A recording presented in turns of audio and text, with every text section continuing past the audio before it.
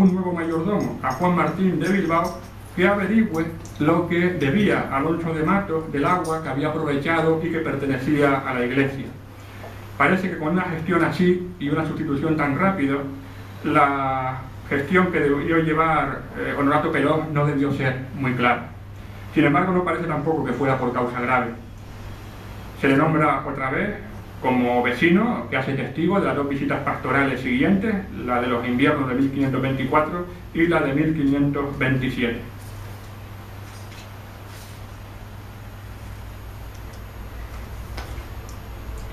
Añadir, sin embargo, que Honorato Pelós, ya para el año 1546, debió haber fallecido, pues entonces su mujer hace toda una serie de reconocimientos de deudas, de operaciones que corresponden más a la dirección de una casa, que puede obrar en este caso un varón de familia, y sobre todo porque eran negocios pendientes donde su mujer pues no había participado para nada.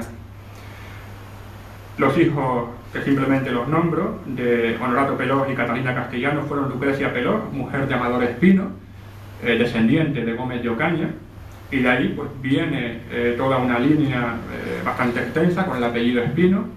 El apellido Espino lo veremos un poquito más adelante también, de una forma mucho más amplia. Otro de los hijos fue Manuel Pelós, casado con Manuel Godiño, resaltar que en este caso fue alcalde de la localidad de Agüimes. Otro más, Bartolomé Pelós, que se llama igual que su tío, al que veremos en un momento dado nombrar, hermano de Honorato, hermano también lo citaremos dentro de un momento de Pedro Antón Pelós. Bartolomé Pelós, tío del que estamos nombrando ahora, fue regidor del Cabildo de la isla de Gran Canaria y fue casado con una de las familias que también salieron en el día de ayer, con Bernardina de Peñalosa. Lo veremos también en un momento. Otro hermano más de esta familia es Constantín Pelós, quien fue segundo marido de Blasina Álvarez, aunque por esta línea no hubo descendencia. La segunda de las hijas de Pedro Castellano fue Mayor Castellano. Casó con Pedro Antón Pelós, también fue mercader nisardo.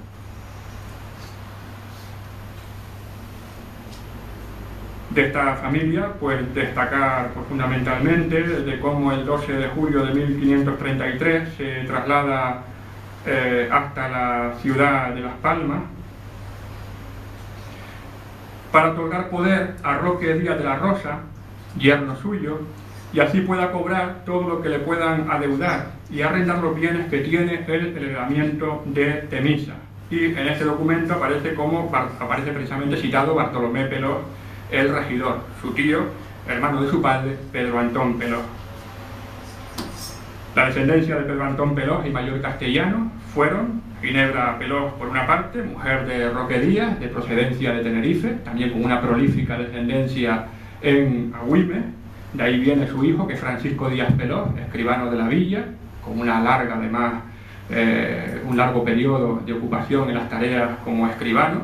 Y de ahí, pues prácticamente, tanto en la publicación que antes mencionaba como para este trabajo, es donde procede el gran volumen de documentación privada que iluminan pues, todos estos trabajos. De este matrimonio, como hemos comentado, hubo descendencia.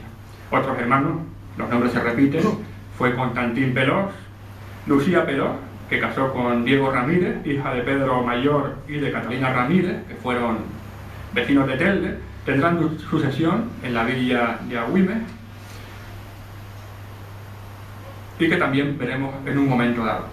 Rápidamente, tenemos ahora mismo en pantalla descendencia de Gómez de Ocaña, que ayer lo nombrábamos, natural de Moguer, con la influencia que tiene de cara a la población de Agüimes. Y sobre todo hay una parte donde ya empiezan a verse las relaciones que estas familias establecen con quienes ocupan esos primeros puestos en la sociedad y en lo económico. Gómez de Ocaña, que está en la parte de arriba, judío converso, por eso está en este tono azul, casa con una indígena de la isla de La Palma, una palmesa. Tuvo varios hijos, los que nos interesan ahora son dos. Por una parte, Juana de Valera, que casa con Hernando de Espino, vecinos en Las Palmas, y de ellos es hijo Alonso de Espino, que ese sí es el origen de todos los Espinos de Agüimes.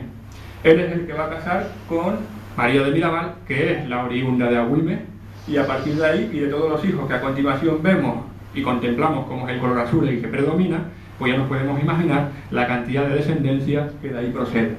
y en la parte de la derecha su parentela más ilustre. Por una parte tenemos a María de Figueroa, que casa con Mateo Cairasco, son los padres de Bartolomé Cairasco de Figueroa, y por la otra parte a Catalina de Valera con Pedro Hernández de Peñalosa. De hecho, cuando llega Martín Jiménez como inquisidor, en el año 1525, por lo menos está la nota, que no tiene fecha, dentro de los papeles fechados de 1525, aparece una lista de algún delator de la ciudad de Las Palmas, donde precisamente le nombra a él, y le nombra como descendiente de conversos junto a los Cairascos, aunque lo atribuyen a ellos, debe referirse más bien a sus respectivas mujeres, que efectivamente eran hermanas. Y de la descendencia de Catalina de Valera con Pedro Hernández de Peñalosa, en la parte de abajo encontramos a Bartolomé Pelós. Antes nombramos a sus dos hermanos, que están casados con dos agüimensas, si se pueden decir así, y darnos cuenta cómo el pleno de la familia Pelós, Nisardo, y otra familia más que también son nisardo, como los Cairascos, el 100% de toda la población nisarda que hasta ahora hemos comentado, casan sin ningún tipo de prejuicio con personas, en este caso son varones, con mujeres de ascendencia judía. Pues rapidito porque ya me comentan que el tiempo vaya pasando rápido. Otra breve constancia de una familia muy típica de Agüimes, con una intervención colateral de ese marcador de judío. La descendencia de Martín Bañi de Arístegui, que casa con Constanza Hernández. Arriba tenemos la anécdota, vemos aquí cómo predomina el tono amarillento de vecinos de Agüimes. Martín Bañi de Arístegui es alcalde de la villa de Agüimes, y hemos añadido dos nombres más por la curiosidad de parentesco con dos alcaldes que fueron del lugar y puerto de Santa Cruz de Tenerife, y Bartolomé Hernández Herrero y Ivón Hernández Herrero, padre e hijo al mismo tiempo, padre e hijo, y padre a su vez Bartolomé de Constanza Hernández, Ivón Hernández, hermano de Constanza Hernández, mujer y vecina de Agüimes, mujer del vecino de Agüimes, Martín Bañi de Arístegui. Por la línea de Juan Martín Bilbao, que casa con Francisca de Herbaz, viene también una línea de ascendientes judíos. Otra cosa también que nos llama poderosamente la atención es que precisamente hay un elemento judío, lo veremos en la parte de estantes en Agüimes, y aquí coincide después también en los que posteriormente pasan a vivir a la villa de Agüimes, Luisa Bilbao con Juan Vélez de Valdivieso, ahí vienen muchos de apellido Vélez, o Marina de Soleto con Antón Fullana, tienen descendencia. Antón Fullana viene de Córdoba, su padre es fiscal del Santo Oficio de la Inquisición, y sin embargo casa con una mujer, Marina de Soleto, que además por parte de madre tiene ascendencia judía. Bien, la descendencia de esta parte viene después por la familia León, y después ya entronca con la familia del Castillo. Hasta el día de hoy también hay descendencias por este lugar. De los demás, pues simplemente hacer constancia de esa unión con la vecindad de Agüimes y el resto de la población.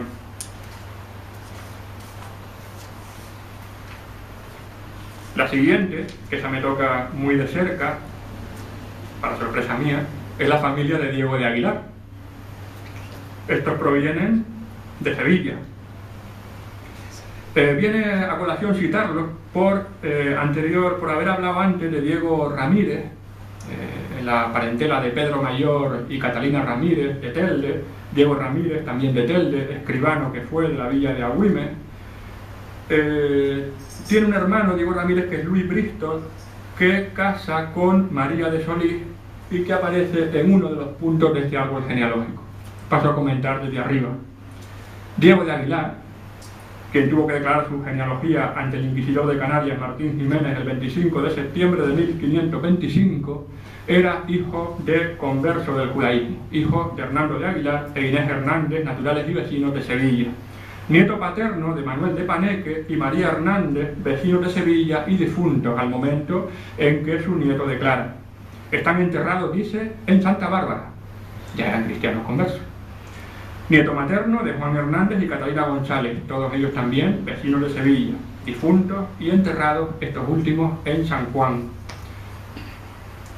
Diego con su mujer, Mayor de Palma, Son los primeros de la familia que se establecen en Gran Canaria sobre el año de 1497. Mayor de Palmas fallece sobre 1507 aproximadamente. Su profesión, mercader.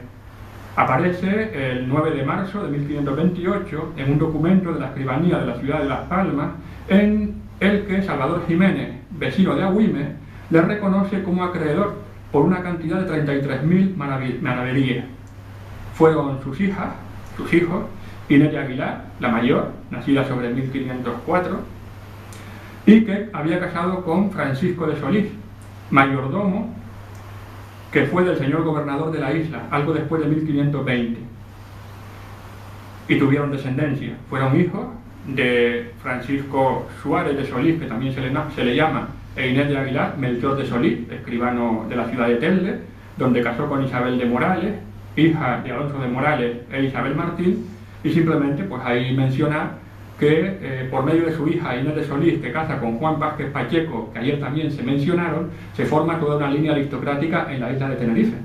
La familia Pacheco Solís, que viene muy bien registrada en el nobiliario de Canarias y sobre la cual por tanto no entro. Sin embargo, sí resaltar cómo fue su hermano, el licenciado Alonso de Solís de Aguilar, quien con la creación del mayorazgo en favor precisamente del hijo varón de Juan Vázquez Pacheco e Inés de Solís, fue el que contribuyó a ese primer despegue de la familia y que le permitió a continuación pues prácticamente encumbrarse en lo más alto de la sociedad canaria, pues ya a partir de la segunda mitad del siglo XVI. Una segunda hija de Diego de Aguilar es Juana de Aguilar, que casa con Pedro de Castro, portugués, antepasado mío de los Hayas, por mi segundo apellido, viene de ahí, y ahí venimos prácticamente todos los Castros de Gran Canaria. Hija de Pedro de Castro y Juana de Aguilar es Mencía de Castro, que casa con el labrador de Aruca, Francisco Hernández, y de ahí pues varias líneas. Catalina de Castro con Francisco Tubilleja, que son descendientes los Castros de Agüimes, y la parte más que somos del norte, descendemos de Juana de Castro, que casa con Felipe de Rosales, otro también de ascendencia judeo-conversa y también de la zona de Sevilla.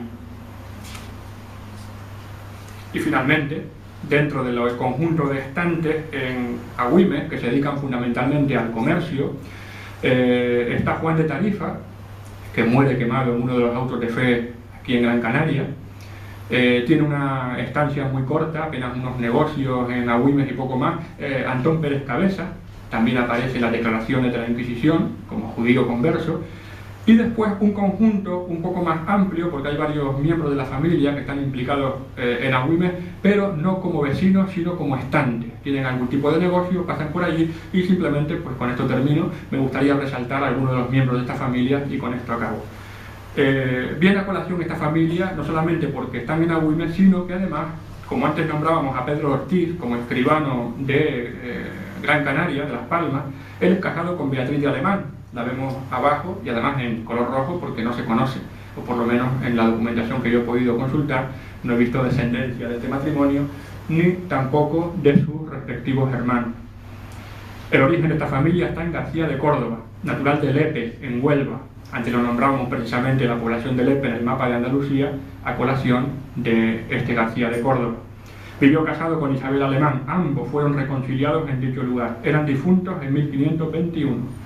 García de Córdoba fue el primero de la familia en entrar en contacto con las islas. Él fue escribano en la avanzada en la costa africana dirigida por el gobernador Alonso Fajardo, denominada Santa Cruz del Mar Pequeño. Y así consta en un requerimiento que encontramos nada menos que en la escribanía de Sevilla, donde se le requiere al propio García de Córdoba para que declare del acta de operarios, tanto marinos como albañiles, que participaron en la puesta a punto de ese lugar estratégico en la costa africana. Hijos de García de Córdoba, pues tenemos a Constanza de Alemán, Blanca de Alemán, Leonor de Alemán, mujer de Juan de Gibra León, a Martín de Alemán, este sí fue vecino de Canarias, los hasta ahora nombrados están siempre en Andalucía. Martín de Alemán hace declaración de su genealogía también ante la Inquisición de Canarias. Beatriz Alemán, Martín Alemán, efectivamente. Martín Alemán, aquí tengo mezclados, Leonor de Alemán con Juan de Gibra León, me he saltado, tiene 3 hijos, que son los que he nombrado ahora. Leonor, que es Martín Alemán, que es el vecino de Canarias, el que está aquí a la derecha, que es el que declara también ante la Inquisición, no tiene sucesión.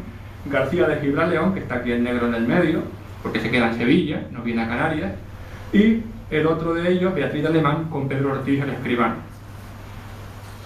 Finalmente, otros hermanos que están en la parte superior de Leonor de Alemán, hijos de García de Córdoba, son Juana Fernández, doncella, otro Juan de Alemán, que está entre Canarias y Sevilla, al final termina trasladándose a Sevilla y haciendo las veces en los negocios de la familia, representándola en Sevilla, mientras que el gran valedor de los intereses de la familia aquí en la isla es el último que está ahí arriba a la derecha, Martín Alemán, casado con Beatriz de Toledo. Los padres de Beatriz de Toledo también por eso se les resalta y no quería pasar sin hacer memoria de ellos. Fueron Francisco de Baeza, mercader, e Isabel de Toledo, y ellos sí fueron condenados a morir también quemados. Beatriz además comparece ante el inquisidor Juan Díaz de Lovera el 26 de junio de 1521 para declarar sobre su genealogía. En 1536 Martín Alemán ya es difunto y aparecen ya sus hijos haciendo unas últimas escrituras en Agüimes, y a continuación de ahí la familia desaparece. Con todo eso, pues también hace resaltar cómo la normalidad fue el predominio fundamental de Pedro Castellano, el auténtico vecino de Agüimes desde un primer momento, cómo se van diluyendo, se van mezclando en la población. A Pedro Castellano le tocó hacer la testificación en el año 1525 en Las Palmas. En ese momento están siendo prisioneros toda una familia de La Palma, acusados de organizar una sinagoga. Está en la isla en ese momento pues también en los comentarios lo que está sucediendo. Algunos de los miembros de esta familia son torturados y finalmente entre los meses de febrero y de marzo desde el año 1526, la declaración de Pedro Castellano, nos acordamos que fue en noviembre, pues en los primeros del año de 1526 se celebran los dos grandes autos de fe en el cual pues fueron quemados, bien en efigie, bien de forma directa, hasta un total de 8 condenados precisamente por judaísmo. Ninguno de ellos es de Agüimes, y al mismo tiempo llama la atención de cómo de todos los que hemos nombrado vinculados con Agüimes son justamente los que arriesgan más con el comercio, con el negocio de la caña, Martín Alemán, los que después comparecen y se les abre algún tipo de proceso por alguna circunstancia, mientras que los que se mantienen en esa vecindad siempre tienen pues, ese miedo natural en su cuerpo, pero cierta tranquilidad. Y ya para terminar, cuando suban a Temisa, me gustaría que les ocurriera lo mismo que me ha ocurrido a mí. Cuando ya vengo de ese estudio del mundo hebreo por la Sagrada Escritura, costumbres judías, como comprendiéndolas, pues también se comprende mucho de toda esa tradición cristiana que llega hasta nosotros. El gran árbol de Israel es el olivo.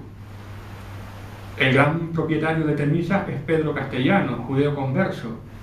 Hasta donde precisamente el árbol eterno, que simboliza la eternidad de Israel, nos trae precisamente también hasta hoy pues esa presencia judía que no desaparece, está presente en todos nosotros, en mí mismo. Ayer decía que una gota basta para infectar la sangre, pues yo de judíos tengo un chorro, con lo cual puedo presumir de la eternidad de Israel porque la llevo conmigo, y les invito también a que lo descubran porque es raro quien escape a esa realidad. Muchas gracias.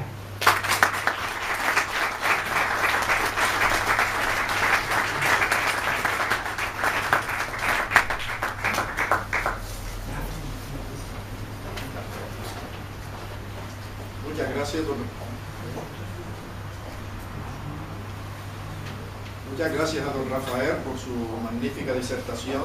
Pasamos ahora a un turno pequeño, breve. Muchas gracias a don Rafael por su magnífica disertación y pasamos a un breve momento de preguntas. Sí les pedimos, porque vamos con el tiempo muy pegado, que sean breves y concisos. Gracias.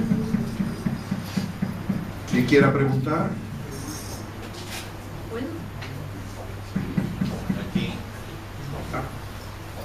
Bueno, son tres preguntitas nada más. Sí. Primero felicitarte por este trabajo que se ve que desde luego me imagino que te habrá llevado un montón de tiempo. Y decirte, yo tenía idea de que los judíos en Europa no les dejaban ser agricultores, ¿es verdad eso? Por lo menos en el siglo XVIII, XVII, XIX. Sí, no, por eso se dedicaban casi siempre a mercadería y todo eso, no sé, estaré bien informada. Y decirte cuánto tiempo te ha llevado este trabajo tan arduo. Y una tercera pregunta, si eran conversos, ¿cómo es que los quemaban entonces? Lo que pasa es que empiezo por la última. No entré en los procesos ni las acusaciones de quienes fueron condenados porque precisamente no estaban vinculados estrictamente con Agüimes, ya iba justo de tiempo. Yo me paso disculpas también por haberme retrasado algo. Y había un proceso y unas condenas. De todas maneras, en nuestra mentalidad estremece leerlo. Y peor aún imaginarlo, y peor todavía aún, como se me ocurrió a mí, acercarme a los sitios y hacer el mismo recorrido que vi descrito en los papeles. Cuando llegué a la trasera de Santo Domingo tenía ya los pelos como escarpias del pavor, que casi lo personificaba. Lo segundo, en Europa había incompatibilidades, pero las legislaciones cambiaban de un país a otro. En España las hubo una serie de lo que llamaban los oficios de honor, y también lo que pasa es que concretamente la agricultura no era de los recogidos, la agricultura era uno de los oficios en ese sentido libre. Sí eran cargos que tuviesen a lo mejor alguna relevancia social, de autoridad, de poder, donde los hijos de reconciliados tenían impedido, y de ahí las limpiezas de sangre. Ayer tuvimos una interesantísima disertación sobre esta es la realidad, la prohibición legal y las excepciones, porque después se hacían trampas y donde realmente en teoría y legalmente no se podía, acaban descendientes de judíos desempeñando, es más, entrando en la mismísima Inquisición. Félix Espino Peraza de Ayala, no conté el final, hace el expediente, se descubre que Pedro Castellano, judío de los Haya, está presente en su genealogía, y el final del expediente acaba en Madrid después de muchas apelaciones, en un legajo impresionante, entra, es familiar del Santo Oficio y de la Inquisición, descendiente de Pedro Castellano. Y como ese, muchos más. ¿Alguna pregunta más? Mira, aparte de Agüimes, ¿no hay otros sitios donde hay judíos? En Garda. Bueno, los estudios están pormenorizados por lugares, el nuestro. Mi artículo de hoy, la ponencia de hoy, que la convertiré ahora en artículo, mucho más extendido y con notas a pie de página, más ilustrado, es el único trabajo en ese sentido que se está haciendo. No entré porque ya era alargar demasiado. Quizás tenga que ver mucho con la metodología que se ha venido utilizando hasta ahora en las ciencias de humanidades, y donde yo, del mundo de la antropología o de la filología, que es donde más profesionalmente me he dedicado, me supuso un gran revulsivo todos los métodos hermenéuticos, el giro lingüístico, y donde en el campo de la historia hay algo que es el equivalente, que es lo que llaman la historia de las mentalidades y algunas escuelas afines. Ahí quizás el doctor que nos acompaña, y el doctor también, Rodríguez Calleja, licenciado Rodríguez Calleja y Soria Mesa, nos pueden ilustrar mejor, pues sí que somos historiadores profesionales, yo no. Es una metodología que sí facilitaría esos estudios locales, pero lo que hasta ahora se ha hecho no ayudaba mucho a esos estudios locales. Y era más pues acudir a un dato que se abstraía, se comparaba, en su abstracción se manipulaba al modo del método matemático, se confrontaba con un trasfondo dialéctico, y bueno, pues tiene sus aportaciones, y han hecho unas aportaciones fabulosas, pero no ayuda a un enfoque como es decir, es lo que tratamos con la población de Agüimes en su primer momento, en el libro publicado y con la intervención mía en este día de hoy. Continuaremos, e invito incluso a quien quiera añadirse que se apunte, que hay trabajo para los que estamos y más. Sí. Gracias. Bueno, recomendamos nuevamente el libro de don Rafael Rodríguez de Castro y don Luis García Correa, que pueden ampliar pues todo este tipo de conocimiento que nos ha expuesto aquí. Vamos con el tiempo pegado, hay más ponencias y bueno, le estamos para no quitar más tiempo a los siguientes ponentes. Muchas gracias. Pasamos a presentar. Gracias. A don Jesús Emiliano Rodríguez Calleja, al que agradecemos doblemente, puesto que tiene una dificultad en el menisco y aún así ha venido y está con nosotros, que va a presentar la ponencia Metodología para la explotación demográfica de los registros parroquiales. Don Jesús es licenciado en Geografía e Historia por la Universidad de Las Palmas de Gran Canaria y profesor de enseñanza primaria. Ha participado en diferentes congresos, ponencias, jornadas y coloquios. Entre sus diferentes publicaciones sobresalen el Archivo Parroquial de San Juan Bautista de Telde, el Archivo Parroquial de la Villa de Agüime, el San Antón de Agüime, la población de Arucas y Moya en el siglo XVII, Memoria de licenciatura y la población de Telde en el siglo XVI. Obra esta en coautoría con la que consiguió el premio de investigación 650 aniversario de la fundación de la ciudad de Telde. Pasamos con don Jesús Emiliano Rodríguez Calleja.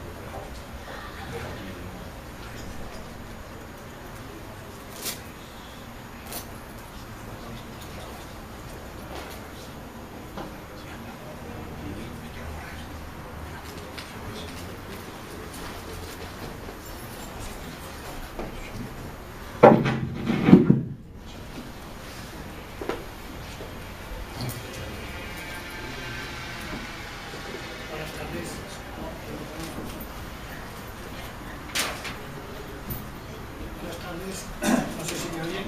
¿Me oyen el micro? No se oye. No se oye, dale.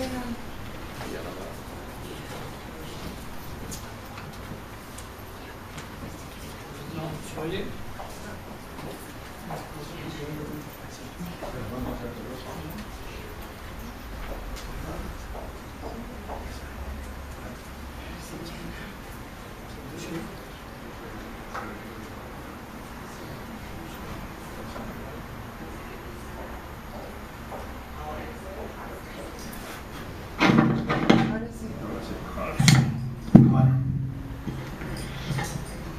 Buenas tardes.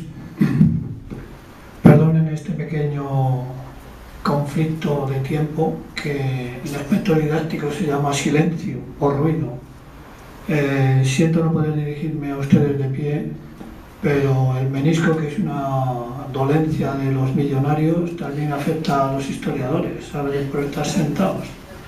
Bien, les voy a presentar este trabajo que nació con la idea de ayudar a aquellos que aparecen por los archivos y de vez en cuando se acercan a nuestra mesa y nos van preguntando. Nosotros les atendemos con mucha amabilidad y con todo el cariño que podemos, pero a veces nos fastidia porque nos quitan mucho tiempo y el tiempo de los archivos es muy escaso.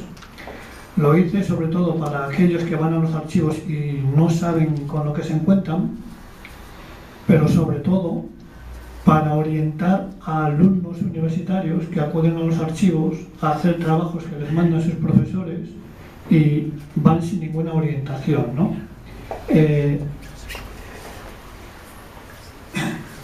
Quisiera ir viendo lo que, perdone que le dé un poco así la espalda, pero quiero ir viendo lo que ustedes a su vez van viendo también.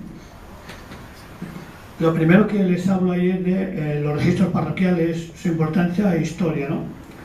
Antes de la existencia de los registros civiles, el registro civil, los registros sacramentales, las anotaciones de los registros de bautismo, de confirmación, de matrimonio y de función, eran los únicos registros de población que existían hasta finales del siglo XIX. En España fue como todo, vamos retrasados, menos en algunas cosas, que ya Quevedo lo adelantó y solemos ir un poco avanzados, menos en eso, en el resto solemos ir un poco atrasaditos.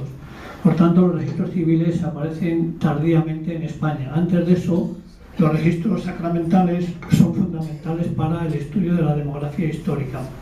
En España, en algunas diócesis, antes del Concilio de Trento, ya se llevaban a cabo estos registros.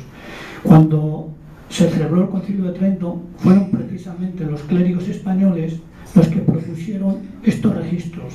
Y propusieron estos registros para tener un conocimiento de aquella población que cumplía las normas católicas, como dijo antes Rafael, para saber quiénes estaban dentro del seno de la Iglesia y registrados.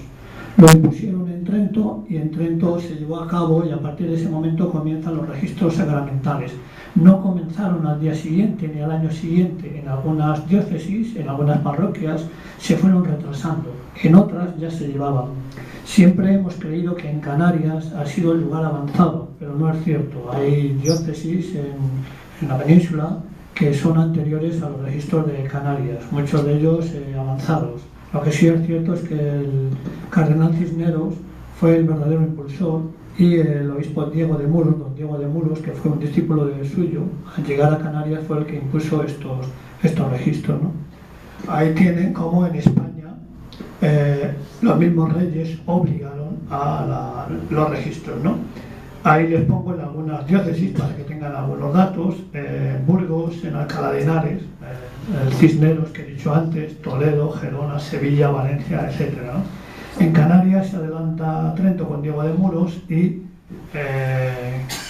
como prueba de su imposición, pues los registros más antiguos de Canarias están precisamente en el Sagrario Catedral, en Telde y en Galdar. En Telde y en Galdar porque son las parroquias más antiguas. También antes se ha hablado de Agüimes. En Agüimes he hecho algunos trabajos y los registros de Agüimes, los primitivos, me consta que se han perdido, se anotaban en papeles sueltos y al final se han perdido y no podemos disponer de ellos ya hasta principios del siglo XVII, pero realmente sí existían, no solo de bautismos, sino también de matrimonios y de defunciones. Los métodos de explotación para llevar a cabo la reconstrucción y el estudio de la población son dos. Estos métodos se llaman el método inglés y el método francés.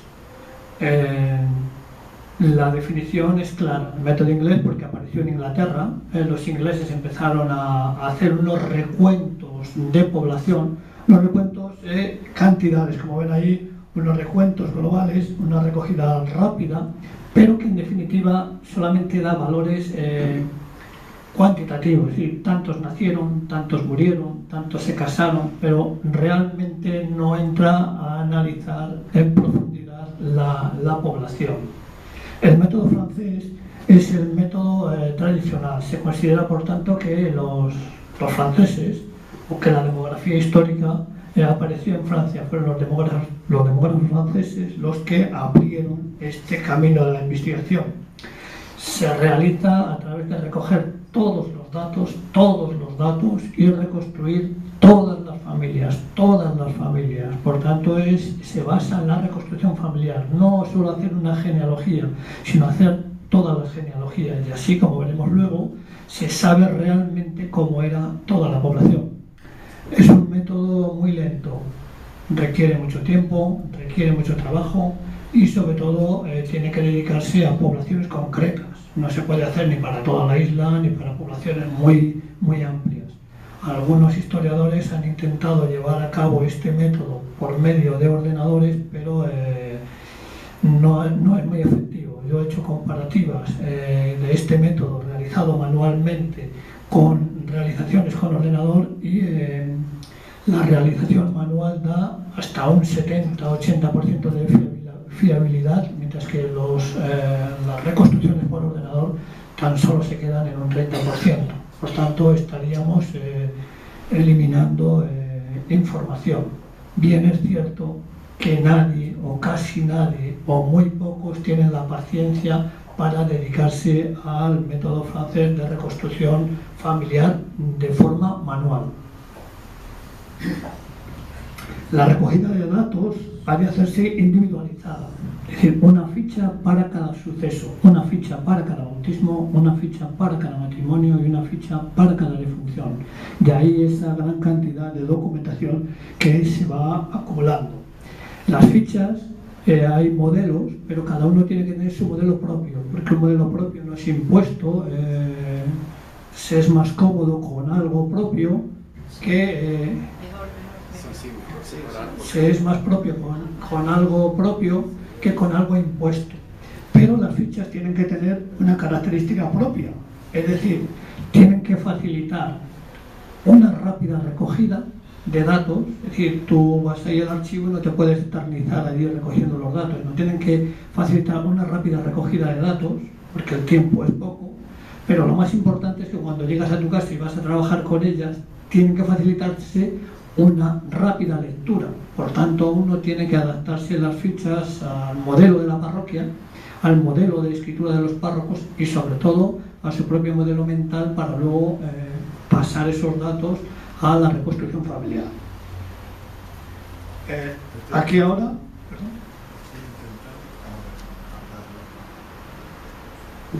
los registros sacramentales los voy a exponer por orden: el registro de bautismo, el registro de confirmación, matrimonio y defunciones. Ya sé que alguien se muere antes de casarse o antes de confirmarse, pero vamos a seguir este modelo, ¿no? Los registros de defunción sirven para estudiar la natalidad. ¿Qué me estás haciendo, Eugenio? Vale. Los registros de defunción sirven para estudiar la natalidad. Plantean un problema. No todos los nacidos se bautizan, o al revés, no todas las personas que aparecen bautizadas equivalen a niños nacidos. Hay que tener en cuenta que muchos niños que nacen, desde el tiempo que nacen hasta el tiempo que van a bautizar, fallecen. Por tanto, esos niños desaparecen de la estadística, desaparecen de la historia. Y desaparecen de la historia no porque no son apuntados en bautismo, sino porque tampoco son apuntados en defunciones. Por tanto, no lo sabemos. Al equiparar bautismos con nacimientos, estamos eliminando, según ciertas teorías, entre un 7 y un 10% de la población. Por tanto, los nacimientos serían un 10% más que los bautismos registrados, siempre y cuando los bautismos no tengan lagunas ni problemas, ¿no? Hay algunos historiadores que para hacer un estudio rápido cometen un error, y el error que cometen es contar los bautismos por el margen. Le dan a contar 1, 2, 3, 1523, 27, 1524. Ese es un error. Es un error por varios motivos. Primero, porque no todos los niños de 1523 están apuntados en 1523. ¿Acaso hay uno de 1522 o uno de 1524? Porque el cura no bautiza y anota, sino el cura bautiza, lo memoriza o lo pone en un papel y luego, cuando tiene un tiempo libre o cuando recibe un chivatazo que va a venir el obispo a ver los libros, los pasa todos allí y los pasa mal, se equivocan las fechas, por tanto esas fechas no son ajustadas. Y el siguiente error es que no todos los capítulos representan a un solo niño. Generalmente hay veces que representan a 2, que es cuando son gemelos, e incluso a 3. Y cuando son esclavos, incluso a más de un esclavo, a 2 o 3. E incluso para evitar difamación, dentro del capítulo incluyen a un niño ilegítimo que el cura no quiere que nadie se entere de aquello, y en aquel capítulo hay 2, 3, o incluso algunos que van contando y quieren hacerlo bien, algunos nombres compuestos. Juan Valentín, piensan que son 2, pero solamente es 1, por tanto hay que leer el capítulo entero para evitar este error. Bien. Luego nos aparece la fecha de la ceremonia. En los bautismos lo que aporta son la fecha de ceremonia. Bauticé a un niño el 3 de julio de 1506. Las fechas de la ceremonia son muy importantes para la demografía histórica. ¿Por qué? Porque no todos los niños nacen el mismo día, no todos los niños nacen el mismo mes y no todos los niños nacen el mismo año. Por tanto, habría que ir recogiendo esas fechas para saber cómo evoluciona la natalidad. Es decir, tantos niños nacieron en enero, tantos nacieron en febrero, tantos nacieron en marzo, tantos nacieron en este año. Pero si yo sé cuántos niños nacieron en febrero o en marzo, sé que 3 meses antes esos niños fueron concebidos. Es decir, un niño que nace en enero fue concebido en marzo del año anterior y 9 meses va a dar enero. Por tanto, con eso sabría cómo evoluciona la curva de la natalidad, pero también sé cómo evoluciona la curva de las concepciones. Y con eso, ¿qué averiguo? Averiguo si las personas tienen una planificación familiar y evitan que en determinados momentos, sobre todo en los momentos de máxima capacidad de trabajo, recogida de las papas, recogida de las uvas, recogida del trigo, evitan que las mujeres den a luz. ¿Por qué? Porque las mujeres tienen una mano de obra importante y evitan, o sea, por tanto hay una planificación, me permite, recogiendo las fechas, esa planificación. La edad de los bautizados es importante, aunque aparece, como ven ahí, aparece tardíamente, cuando ponen: bauticé a Juan, hijo de Juan Antón y María Petronila, y vino a esta pila de 7 días nacidos. Entonces yo sé exactamente cuándo nació ese niño, y yo sé exactamente el error que me arrastran las fechas de nacimiento. Por tanto, es importante conocer la edad cuando la ponen. No obstante, como todos llevan más o menos esa edad, aunque las sinodales marcaban un tiempo máximo de 8 días a llevar al niño a bautizar, generalmente se van solapando unas edades con otras y al final nos van a dar unas fechas más o menos exactas para conocer la natalidad y las concepciones. Luego vienen ahí los nombres. Los nombres a veces se reflejan en el margen y en el interior. En ocasiones no coincide el nombre del margen con el nombre del interior. Por tanto, habría que tener en consideración estas circunstancias. A veces uno se vuelve loco porque tiene mucha prisa, sobre todo los que hacen genealogía, buscando el nombre por el margen y aquel no aparece porque en el interior tiene otro nombre distinto, o al revés. La relación de nombres y de fechas nos dan idea de la imposición de nombres. Por ejemplo, ahora en diciembre muchas niñas se suelen llamar Lucía por lo de Santa Lucía, y muchos niños en enero empiezan a llamarse Melchor de los Reyes, Gaspar de los Reyes, Silvestre, etc. Hay que mirar a ver esa fecha si está próxima a la festividad de nacimiento del niño. Por ejemplo, en Agüimes hice un trabajo sobre la imposición de nombres en Agüimes, pues muchos niños se llaman Sebastián por el patrón parroquial, pero es que también nacían en torno a la festividad de San Sebastián.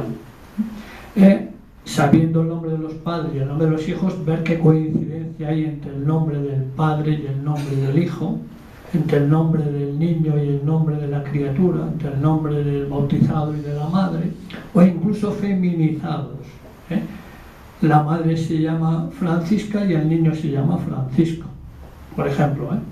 No obstante, más del 60% de los niños llevaban el nombre del santoral, próximo a la festividad a la que nacían. Claro, si tenían un segundo hijo que nacía también cercano al día de San Sebastián, podía darse el caso que le ponían el mismo nombre de Sebastián. Habría que ver si el primer Sebastián falleció o si el padre terco le volvía a poner el nombre de Sebastián. Pero generalmente a ese segundo hijo ya le ponían el nombre del abuelo, el nombre del padre, etc. Los tipos de bautismo. Los tipos de bautismo, no todos los bautismos son normales. El bautismo es normal, que llevamos al niño a la pila, se le echa el agua y adiós padre, ¿no? Los bautismos normalmente, valga la redundancia, eran bautismos normales, llevar al niño ante el cura con los padrinos, echarle el agua y bautizarlo, pero no. Había otros bautismos que les vamos a denominar bautismos de urgencia. Los bautismos de urgencia eran los que realizaban las parteras, generalmente las parteras o las comadres. También algún bien amañado que llegaba por allí y le bautizaban en peligro de muerte. Ahora bien, esta circunstancia nos está indicando, a grosso modo, cuáles eran los bautismos con peligrosidad. Es decir, yo tengo un 20% de niños bautizados en peligro de muerte, o por la partera sé que el 25% de los partos tenían complicaciones, o había complicaciones postparto. El obispo Cámara y Murga, viendo que esta era una costumbre muy generalizada, como que algunos padres se curaban en salud y bautizaban al hijo ahí el primer amañado que parecía o la partera, impuso la condición de que las parteras fuesen examinadas. Llegaban los padres y decían: este niño lo bautizó la partera, y el cura decía que venga la partera, y la partera generalmente no se solía presentar. ¿Por qué? Porque el obispo dijo: y aquellas parteras que no sepan emplear la fórmula del bautismo, les digo que tenía que ser en latín, serán privadas de su oficio. Y la partera decía: por aquí voy yo para que el cura me prive a mí de mi oficio. Entonces el cura, ante esa tesitura, decía: bueno, por si acaso la partera lo hizo mal, lo bautizo sub conditione, bajo la condición de que esté mal. Y esta circunstancia de bautizar al niño bajo esta condición también se aplicaba a los niños expósitos. Los niños abandonados, cuando abandonaban un niño, no sabían si estaba bautizado o sí. A veces llevaban con un papelito y decían: este niño ya tiene el nombre de Juan, o de Antonio, o de quien sea. Entonces el cura, para certificar que aquello estaba bien hecho, le volvía a bautizar sub conditione. Estas circunstancias de este tipo de bautismo nos indican eso, la peligrosidad que existía, o nos acercan a la peligrosidad que existía en los partos. Bien, luego aquí vemos la identidad de los padres. Los padres a veces aparecen solamente con su nombre, a veces con los apellidos, que ya es mucho más importante, con dos apellidos es más difícil, a veces con un apodo, como ven ahí, y generalmente nos aparecen con ciertas distinciones. Sobre todo la más importante es don Juan, don Antonio, una distinción muy importante. Ahora todo el mundo ya llevamos el don por delante, pero no, aquello lo llevó en muy pocas personas. También aparecen con cargos. Los cargos, generalmente los cargos de la administración, los alcaldes, los regidores, y lo que más se suele llevar, sobre todo en las parroquias rurales, son los cargos de milicias: capitán, alférez, teniente, etc. Y entonces vemos en algunos cómo van evolucionando. Su primer hijo es un teniente, el segundo hijo es un alférez y el cuarto hijo es un capitán o un maestro de campo, cómo va evolucionando aquellos cargos, ¿no? Pero también nos dice la vecindad. La vecindad es importante porque sabemos cómo se distribuye la población por la parroquia. Cuando la parroquia es pequeña, solamente ponen vecino de este lugar o vecino de esta villa. Cuando el cura ya no controla a toda su feligresía, ya pone vecino del Ingenio, vecino del Carrizal, vecino de Temisas, vecino del Albercón. Estoy empleando términos de Agüimes para enlazarlo con la ponencia anterior. Entonces ya nos vamos dando cuenta cómo el territorio se va poblando o va teniendo una población más importante, ¿no? En el Ingenio, en el Carrizal, en Temisas, en el Albercón, etc. Luego aparece la identidad de los padrinos. La identidad de los padrinos igual que la identidad que iluminan pues, todos estos trabajos. De este matrimonio, como hemos comentado, hubo descendencia. Otros hermanos, los nombres se repiten, fue Constantín Pelós, Lucía Pelós, que casó con Diego Ramírez, hija de Pedro Mayor y de Catalina Ramírez, que fueron vecinos de Telde. Tendrán sucesión en la villa de Agüimes y que también veremos en un momento dado. Rápidamente, tenemos ahora mismo en pantalla descendencia de Gómez de Ocaña, que ayer lo nombrábamos, natural de Moguer, con la influencia que tiene de cara a la población de Agüimes. Y sobre todo hay una parte donde ya empiezan a verse las relaciones que estas familias establecen con quienes ocupan esos primeros puestos en la sociedad y en lo económico. Gómez de Ocaña, que está en la parte de arriba, judío converso, por eso está en este tono azul, casa con una indígena de la isla de La Palma, una palmesa. Tuvo varios hijos, los que nos interesan ahora son dos. Por una parte Juana de Valera, que casa con Hernando de Espino, vecinos en Las Palmas, y de ellos es hijo Alonso de Espino, que ese sí es el origen de todos los Espinos de Agüimes. Él es el que va a casar con María de Mirabal, que es la oriunda de Agüimes, y a partir de ahí y de todos los hijos que a continuación vemos y contemplamos como es el color azul el que predomina, pues ya nos podemos imaginar la cantidad de descendencia que de ahí procede. Y en la parte de la derecha su parentela más ilustre. Por una parte tenemos a María de Figueroa, que casa con Mateo Cairasco, son los padres de Bartolomé Cairasco de Figueroa, y por la otra parte a Catalina de Valera con Pedro Hernández de Peñalosa. De hecho, cuando llega Martín Jiménez como inquisidor, en 1500, a un nuevo mayordomo, a Juan Martín de Bilbao, que averigüe lo que debía Alonso de Matos del agua que había aprovechado y que pertenecía a la iglesia. Parece que con una gestión así y una sustitución tan rápida, la gestión que debió llevar Honorato Pelós no debió ser muy clara. Sin embargo, no parece tampoco que fuera por causa grave. Se le nombra otra vez como vecino, que hace testigo de las dos visitas pastorales siguientes, la de los inviernos de 1524 y la de 1527.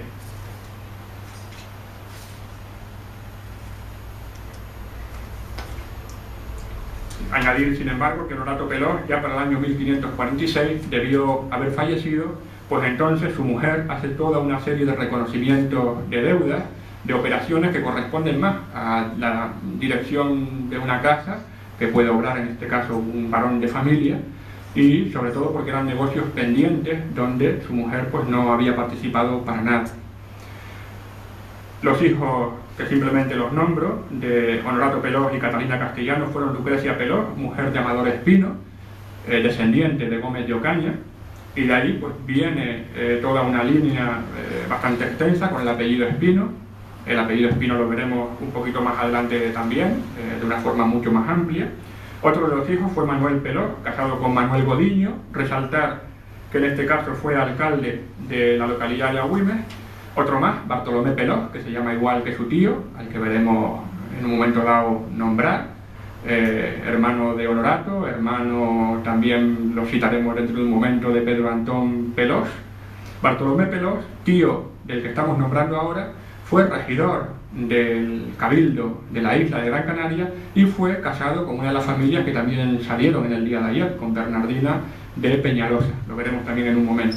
Otro hermano más de esta familia es Constantín Pelós, quien fue segundo marido de Blasina Álvarez, aunque por esta línea no hubo descendencia.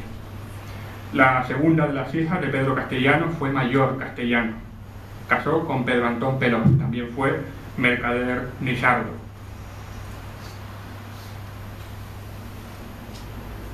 De esta familia, pues destacar fundamentalmente de cómo el 12 de julio de 1533 se traslada hasta la ciudad de Las Palmas para otorgar poder a Roque Díaz de la Rosa, yerno suyo, y así pueda cobrar todo lo que le puedan adeudar y arrendar los bienes que tiene el heredamiento de Temisa. Y en este documento aparece precisamente citado Bartolomé Pelós, el regidor, su tío, hermano de su padre, Pedro Antón Pelós. La descendencia de Pedro Antón Pelós y Mayor Castellano fueron Ginebra Pelós por una parte, mujer de Roque Díaz, de procedencia de Tenerife, también con una prolífica descendencia en Agüimes. De ahí viene su hijo, que es Francisco Díaz Pelós, escribano de la villa, con una larga, además, un largo periodo de ocupación en las tareas como escribano. Y de ahí, pues prácticamente, tanto en la publicación que antes mencionaba como para este trabajo, es donde procede el gran volumen de documentación privada. En el año 1525, por lo menos está la nota, que no tiene fecha, dentro de los papeles fechados de 1525, aparece una lista de algún delator de la ciudad de Las Palmas, donde precisamente le nombra a él, y le nombra como descendiente de conversos junto a los cairascos, aunque lo atribuyen a ellos, debe referirse más bien a sus respectivas mujeres que efectivamente eran hermanas. Y de la descendencia de Catalina de Valera con Pedro Hernández de Peñalosa, en la parte de abajo encontramos a Bartolomé Pelós. Antes nombramos a sus dos hermanos, que están casados con dos agüimensas, si se pueden decir así, y darnos cuenta cómo el pleno de la familia Pelós, Nisardo, y otra familia más que también son nisardo, como los cairascos, el 100% de toda la población nisarda que hasta ahora hemos comentado, casan sin ningún tipo de prejuicio con personas, en este caso son varones, con mujeres de ascendencia judía. Muy rapidito porque ya me comentan que el tiempo vaya pasando rápido. Otra breve constancia de una familia muy típica de Agüimes, con una intervención colateral de ese marcador de judío. La descendencia de Martín Bañi de Arístegui, que casa con Constanza Hernández. Arriba tenemos la anécdota, vemos aquí cómo predomina el tono amarillento de vecinos de Agüimes. Martín Bañi de Arístegui es alcalde de la villa de Agüimes, y hemos añadido dos nombres más por la curiosidad de parentesco con dos alcaldes que fueron del lugar y puerto de Santa Cruz de Tenerife, y Bartolomé Hernández Herrero y Ivón Hernández Herrero, padre e hijo al mismo tiempo, padre e hijo, y padre a su vez Bartolomé de Constanza Hernández, Ivón Hernández, hermano de Constanza Hernández, mujer y vecina de Agüimes, mujer del vecino de Agüimes, Martín Bañi de Arístegui. Por la línea de Juan Martín Bilbao, que casa con Francisca de Herbaz, viene también una línea de ascendientes judíos. Otra cosa también que nos llama poderosamente la atención es que precisamente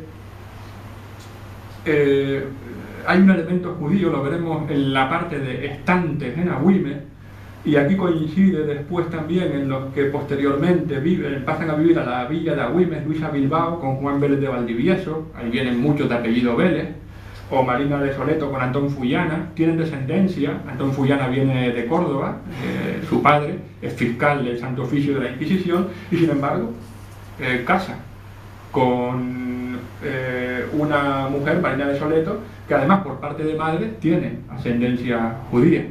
Bien, la descendencia de esta parte viene después por la familia León, y después ya entronca con la familia del Castillo. Hasta el día de hoy también hay descendencia por este lugar. De los demás, pues simplemente hacer constancia de esa unión con la vecindad de Agüimes y el resto de la población.